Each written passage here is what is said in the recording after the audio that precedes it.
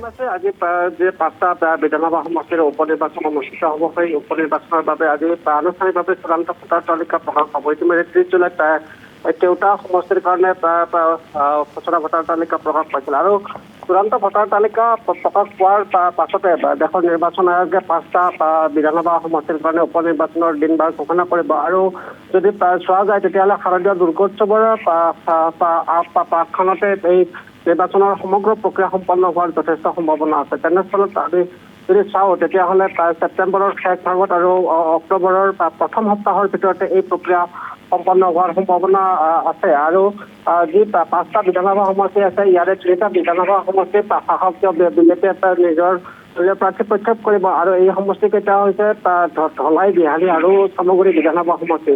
অনুৰোধনে মিত্ৰ দল অগপৰ বাবে বঙাইগাঁও সমষ্টি আৰু ইউপিপিএলৰ কাৰণে ইতিমধ্যে চিডনী সমষ্টি এৰি দিয়া হ'ব বুলি শাসকীয় বিজেপিৰ তৰফৰ পৰা অৱগত কৰিছে আৰু কাৰণ যি 2021 চনত তেওঁলোকে নিৰ্বাচনকেন্দ্ৰিক মিত্ৰতাত তেওঁলোকে আসন বুজাবুজি কৰিছিল সেই অনুসৰি ইতিমধ্যে চিডনী সমষ্টিৰ পৰা ইউপিপিএলৰ বিধায়ক আছিলে আৰু অনুৰোধনে বঙাইগাঁও বিধানসভা সমষ্টিৰ পৰা অগপৰ বিধায়ক আছিলে। গতিকে তেনে এক পৰিপ্ৰেক্ষিততে এই দুটা সমষ্টিত মিত্ৰ দলে প্ৰতিদ্বন্দ্বিতা আগবঢ়াব আৰু এই ক্ষেত্ৰত যি মিত্ৰ দলসমূহৰে যি আনুষ্ঠানিক আলোচনা প্ৰয়োজনীয়তা আছে এই আলোচনা প্ৰক্ৰিয়াও 2 দিনৰ ভিতৰতে সম্পন্ন হ'ব আৰু ইয়াৰ কাৰণে শেহতীয়াভাৱে যি ইউপিপিএলৰ কোৰ কমিটিৰ বৈঠক অনুষ্ঠিত হৈছিল এই বৈঠকতো এই বিষয়ত আলোচনা কৰাৰ কাৰণে এক সিদ্ধান্ত গ্ৰহণ কৰা হৈছিল। গতিকে আগন্তুক যি 72 ঘণ্টাৰ ভিতৰতে এই আলোচনা প্ৰক্ৰিয়া সম্ভাৱনা অনুষ্ঠিত হোৱাৰ যথেষ্ট সম্ভাৱনা আছে আৰু দেশৰ নিৰ্বাচন আয়োগেও 2-4 দিনৰ ভিতৰতে এই সম্পৰ্কত তেওঁলোকৰ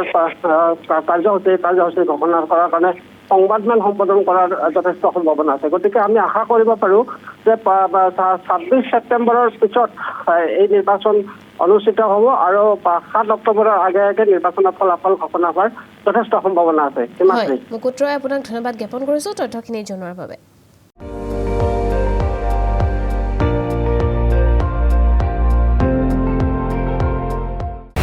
আপুনি চাই আছে ND24, সৰ্বশ্ৰেষ্ঠ নহয় সৰ্বোত্তমৰ দৌৰত।